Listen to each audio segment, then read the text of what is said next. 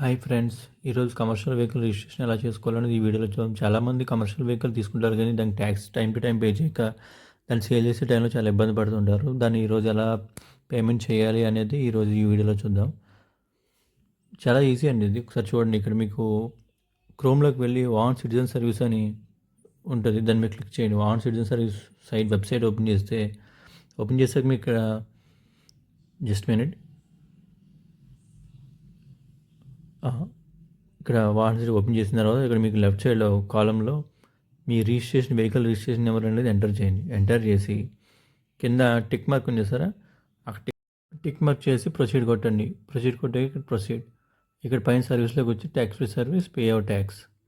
ఇక్కడ మీ vehicle charges నెంబర్లో ఉంటుంది, లాస్ట్ 5 డిజిట్స్ ఎంటర్ చేసి వెరిఫై డీటెయిల్స్ మీద క్లిక్ చేయండి. అండ్ నెక్స్ట్ సబ్మిట్ ఆప్షన్ వస్తుంది, సబ్మిట్ చేయండి.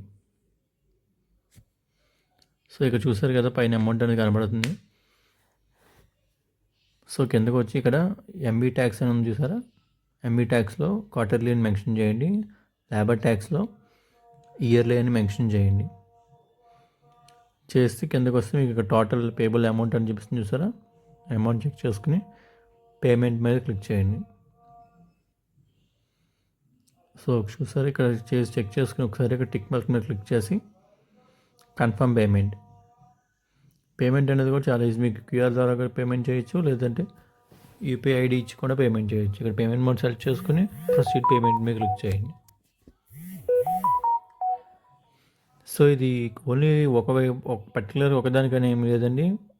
ట్రాక్టర్ చేసుకోవచ్చు, కార్కి చేసుకోవచ్చు, బైక్ చేసుకోవచ్చు, లారీస్, వ్యాన్స్ అన్నింటికి చేసుకోవచ్చు. కమర్షియల్ వెహికల్ రిజిస్ట్రేషన్ ప్రతిదానికి చేసుకోవచ్చు. మీకు వీడియో నచ్చినట్టయితే like, share and subscribe. Thanks for watching our video. మీకు ఏదైనా డౌట్స్ ఉంటే కామెంట్ చేయండి. మీకు వెబ్సైట్ లింక్ అనేది మీకు కింద డిస్క్రిప్షన్లో ప్రొవైడ్ చేస్తాను నేను.